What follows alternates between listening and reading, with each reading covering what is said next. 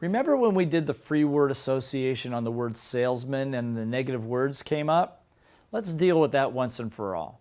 Because when I started in sales, I had the same problem. I thought you had to be tough, attack dog, ruthless, never take no for an answer to get the job done, and that was just not my personality type. And had I tried to do that, it wouldn't work.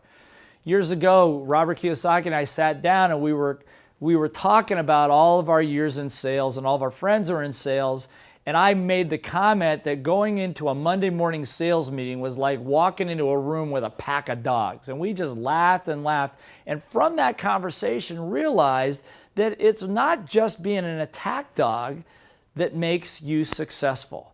Why do we pick dogs, by the way? Well, it's not about cats. And so if you're a cat person, no offense, but who's man's best friend? A dog. Who comes whining back for more even if you beat them with a stick because they love you? A dog. Who is loyal to you no matter what? A dog. Who is it that will pick up that, you throw that stick, they'll come fetch it again and again and again and again tirelessly? A dog. Just like a great salesperson. And sometimes when they get a win, they'll howl at the moon just like a great salesperson will. And that's why I wrote this book, Sales Dogs, that you don't have to be an attack dog to explode your income. Because had that been true, I would not be standing here today. And so what we do is we're going to identify 5 different breeds of sales dog, 5 different personality types. If one of those is you, you'll then learn how to maximize your income, maximize your marketing strategies. So why don't we get into it? My first sales manager was this one right here. That's right, the pit bull. They know all they need is a cuff to latch onto. It's like, and they never let go, never take no for an answer. They're tough, they're aggressive. They are the classic attack dog.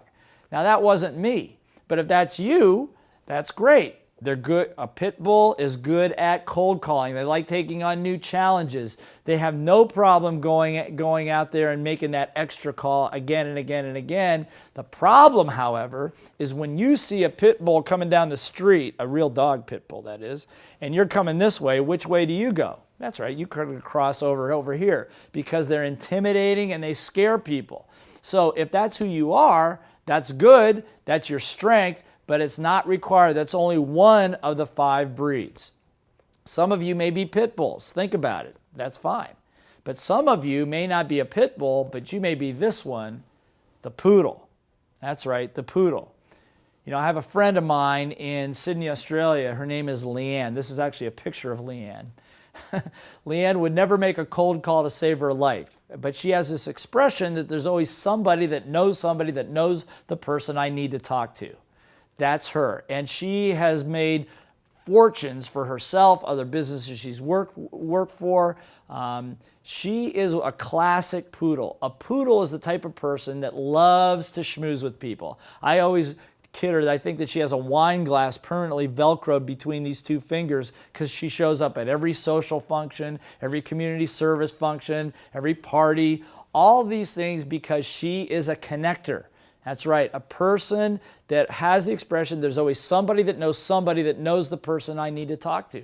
She says, Blair, if you ever need an appointment with the Prime Minister of Australia, just give me 5 days and I can get it done. Now that's a poodle. By the way, poodles love to be in front of people. So we usually, if you're a poodle, you're going to really want to pay attention to the presentation section of this because your ability to charm a group and to work in front of large groups is legendary for the poodles. By the way, poodles always have to look good. So, and I always kind of tease that you can always judge the female poodles typically by the height of the heel or the pointiness of the shoe, if you know what I mean. Those are true poodles. By the way, the male poodles are the guys that are walking down the street and they see their reflection in the window and they kind of go by and they go,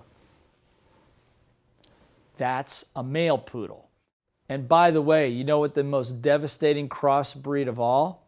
That's right, it's the female pit bull in poodle clothing. You know, they're kind of taking your arm off and you think you're liking it a little bit.